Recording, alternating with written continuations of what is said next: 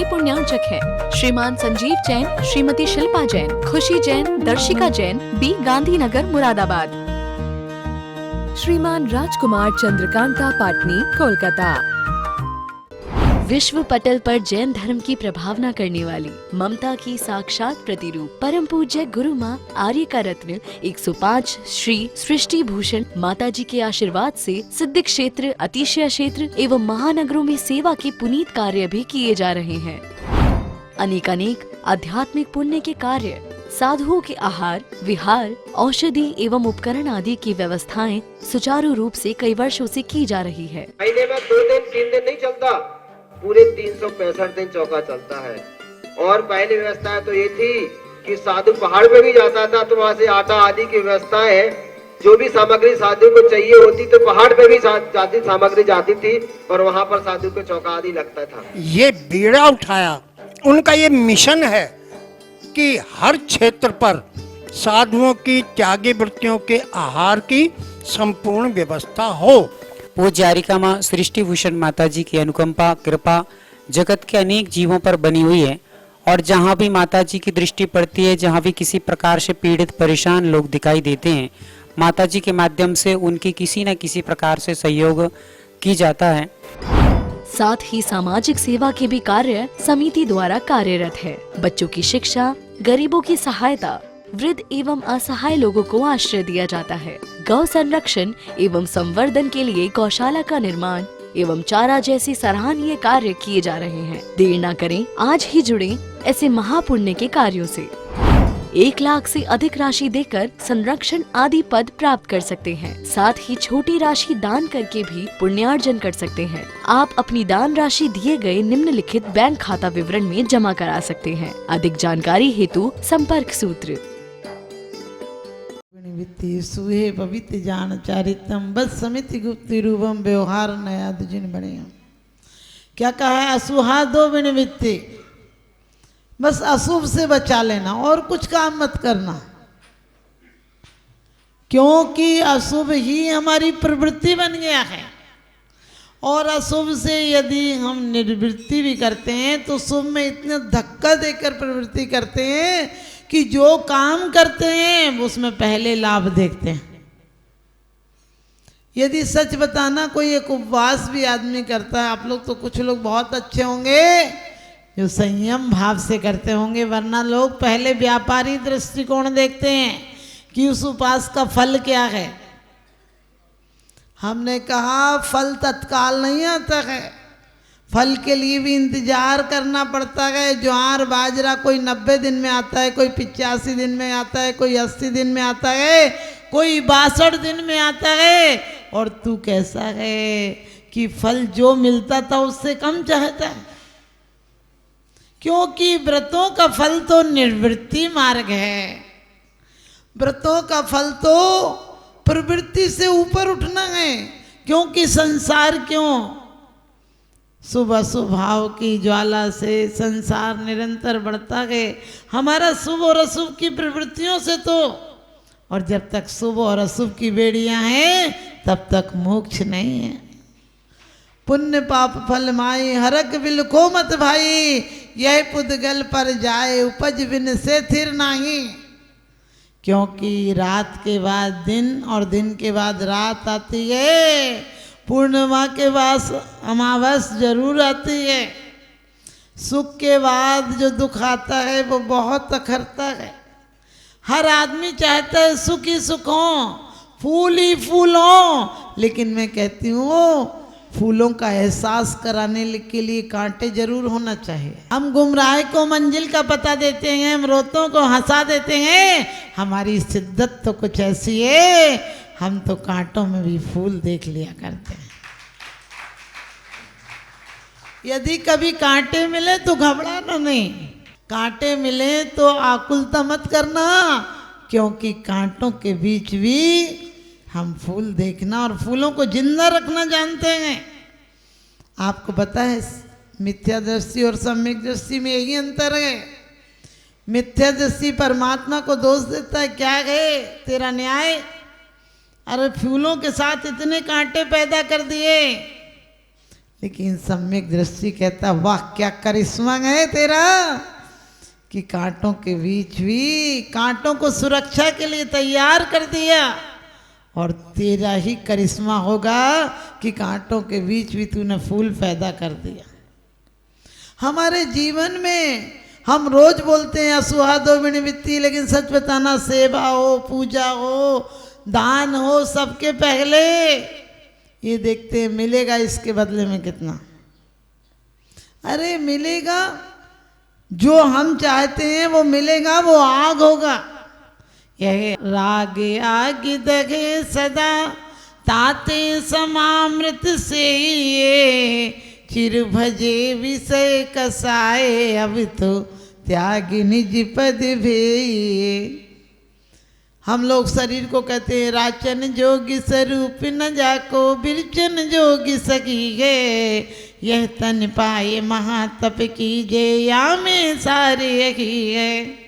कैसा तप करते हैं कभी विचार करके देखना। तप भी करते हैं तो क्या करते हैं, हम कहते हैं दूध तपना चाहिए, लोग कहते हैं भक्त नहीं भगवान बनेंगे।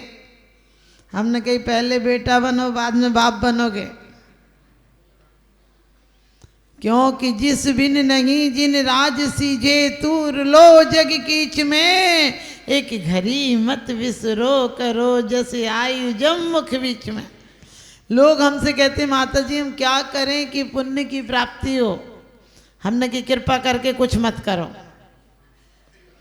क्योंकि बेवकूफ आदमी जो भी करेगा वो उत्पाद ही करेगा, वो जो भी करेगा वो बेकार के काम करेगा।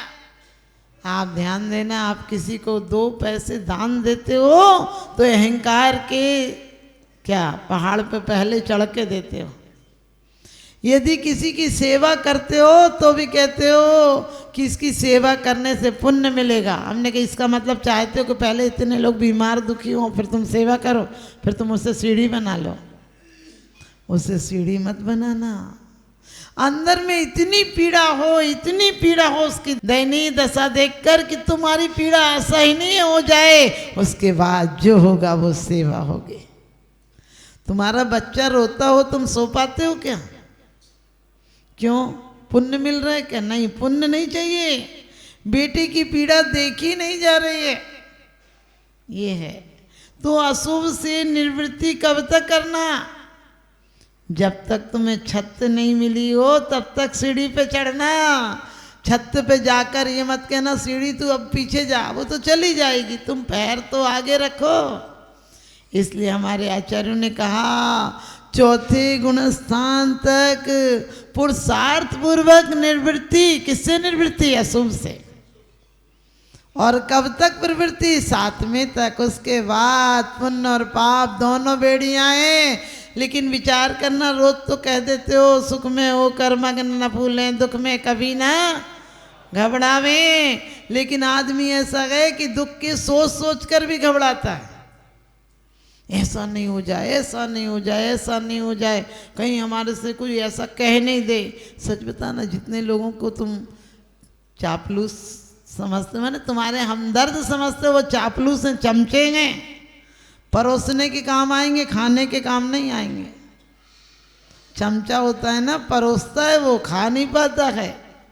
वो चक्की का पार्ट है, मिलता तो बहुत है, दाना नहीं खा पाता है, पीस कर दूसरों को ही खिलाता है। अपन को भी कोई कह दे कि आप बहुत अच्छे हो, आप हमें बहुत अच्छे लगते हो, तो किस उम्मीद से कहते हो कि वो कहेगा आप तो और अच्छे हो।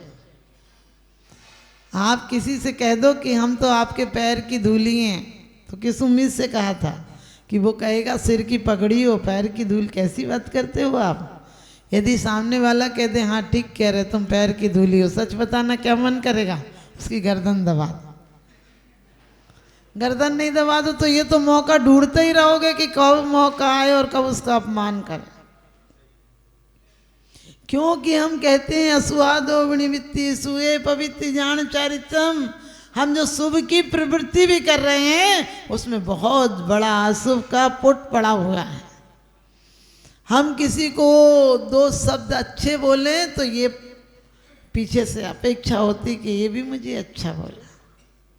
हम किसी कोई व्रत करते हैं तो भी अपेक्षा है। लोग कहते हैं माता जी हमने इतने व्रत कर लिए, हमने एक रोटी खाते, हमने कि 2 रोटी खा लो, रोटी ने क्या बिगाड़ा।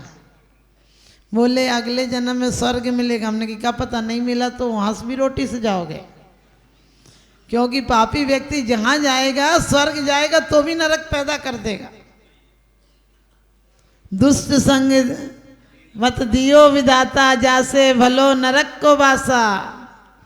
एक व्यक्ति बोला हम स्वर्ग जाएंगे, स्वर्ग गया तो बोला हमें यहाँ रहना नहीं, बोले तो स्वर्ग रहना पड़ेगा, बोला नहीं हम तो नरक में रहेंगे। बोले तुमने स्वर्ग की कामना की थी तो स्वर्ग आ गए, तो बोला नहीं हम स्वर्ग में नहीं नरक में रहेंगे, क्योंकि हम जहाँ रहेंगे वहीं नरक पैदा कर लेंगे। घर परिवार किसी के लोगों को दोष मत देना, क्योंकि तुम्हारी मनावृत्ति है शुभ को भी अशुभ बना देती है। तुम इतने होशियार हो कि हर पुण्य को पाप बनाने की कला जानते हो।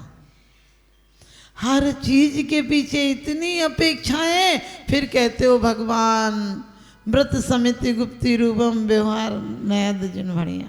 भगवान ये व्यवहार है, निश्चय को पाना है। हमने कही निश्चय पहले अंदर तो लाना चाहिए। ये जितनी वृत्तियां हैं अपने आप तुमसे जो कुछ हो वो शुभ हो जाए, अशुभ आए तो शुभ हो जाए। हमारी कितनी सतियों को अशुभ का तीव्र उदय आया। अंजना को जंगल में छोड़ा गया तो भी तीनों काल की सामयिक नहीं छूटी। विचार करके देखना, सास ने कलंक लगा दिया, धक्के मारकर काले रथ पर काले सारथी के साथ भेज दिया। बनी पर देखिए लाखों निसार होते हैं, बनी बिगड़ती है तो दुश्मन 1000 होते हैं। भरोसा छोड़ दे जालिम बुतों की बेवफाई का, बुत भी कभी बद नहीं होते, ये दावा है खुदाई का।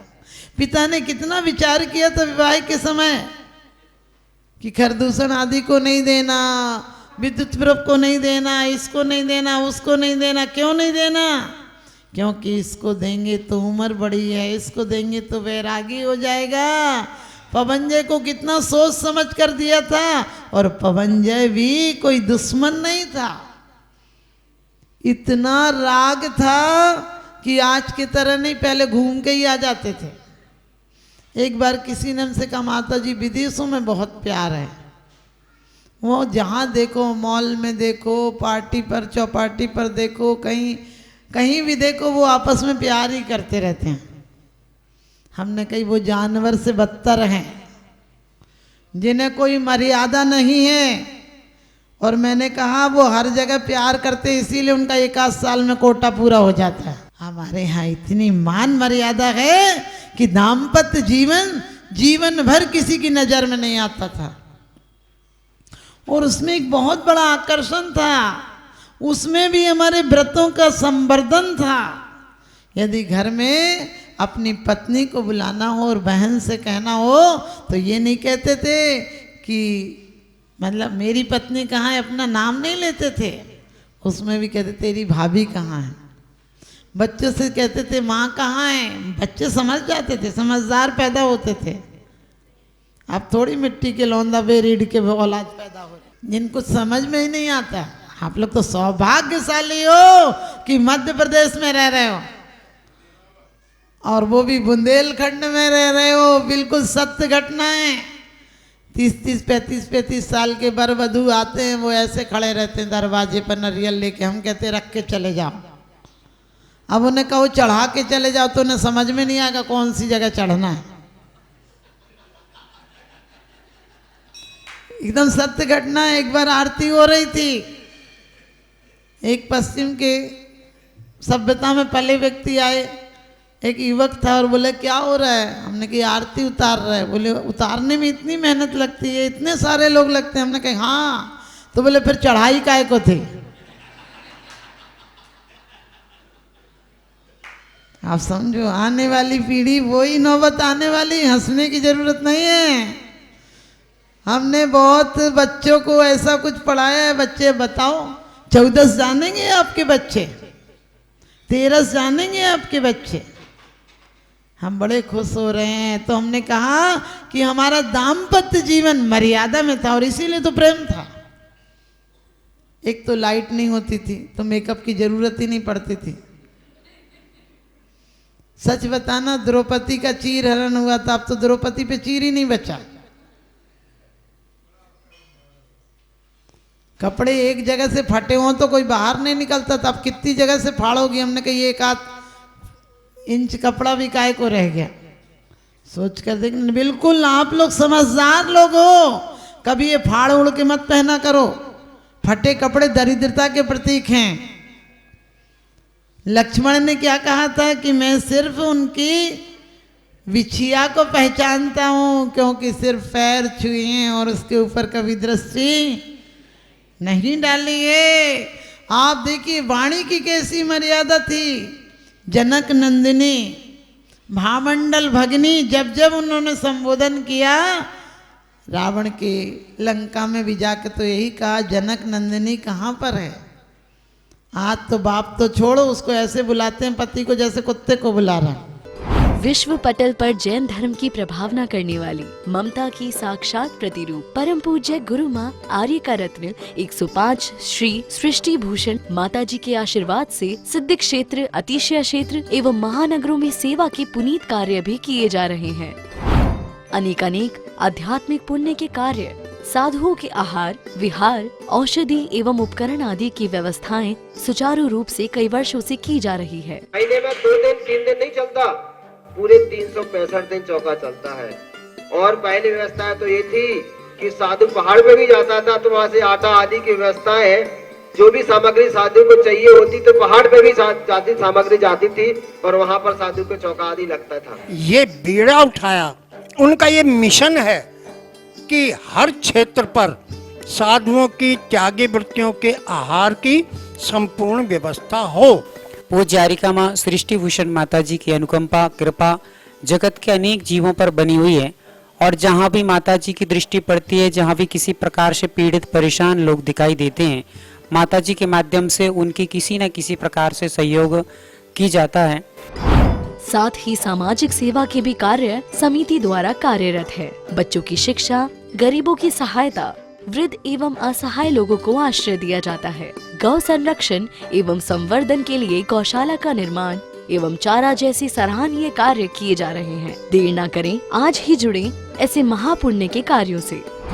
1 लाख से अधिक राशि देकर संरक्षण आदि पद प्राप्त कर सकते हैं। साथ ही छोटी राशि दान करके भी पुण्यार्जन कर सकते हैं। आप अपनी दान राशि दिए गए निम्नलिखित बैंक खाता विवरण में जमा करा सकते हैं। अधिक जानकारी हेतु संपर्क सूत्र। इस कार्यक्रम के पुण्यार्चक हैं श्रीमान संजीव जैन, श्रीमती शिल्पा जैन, खुशी जैन, दर्शिका जैन, बी गांधीनगर, मुरादाबाद। श्रीमान राजकुमार चंद्रकांता पाटनी, कोलकाता।